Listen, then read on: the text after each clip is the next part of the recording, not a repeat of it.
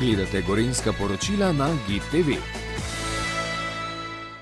Ena izmed točk, ki so jo obravnavali na včerajšnji seji sveta mestne občine Kranj, je bila tudi prva obravnava predloga poslovnika mestnega sveta.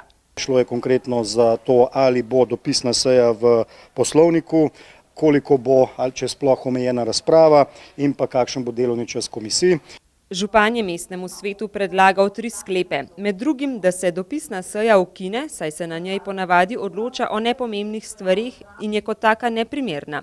Svetniki so se strinjali in dopisno sejo umaknili iz poslovnika, zaradi česar bodo morali spremeniti tudi statut občine. Druga točka je bila omejitev dolžine razprave. V predlogu je bila razprava omejena na 10 minut in vsak razpravljavec bi lahko pri določeni točki razpravljal samo enkrat, torej podoben sistem, kot ga ima Državni zbor.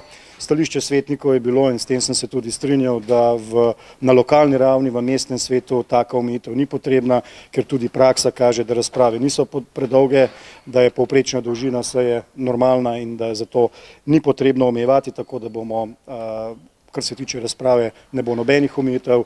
Pri vsaki točki bi lahko vsak svetnik ali svetnica razpravljal časovno neomejeno in tudi kolikorkrat bo želel.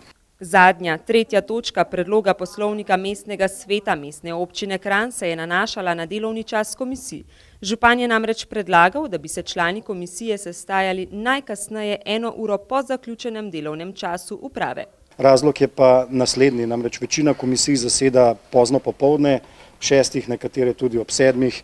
In dejstvo je, da mestni uslužbenci, predvsem vodje uradov, na te komisije hodijo v svojem prostem času.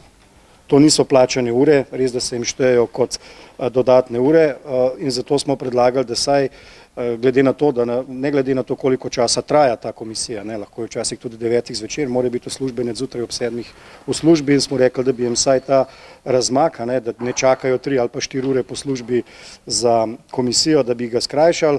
Mestni svetniki so se odločili, da je uprava za to, da oskrbuje mestni svet. Dogovorili so se, da bo delovni čas komisije presodil predsednik komisije, pri tem pa bodo poskrbeli, da bo časovni zamik od delovnega časa uprave čim nižji.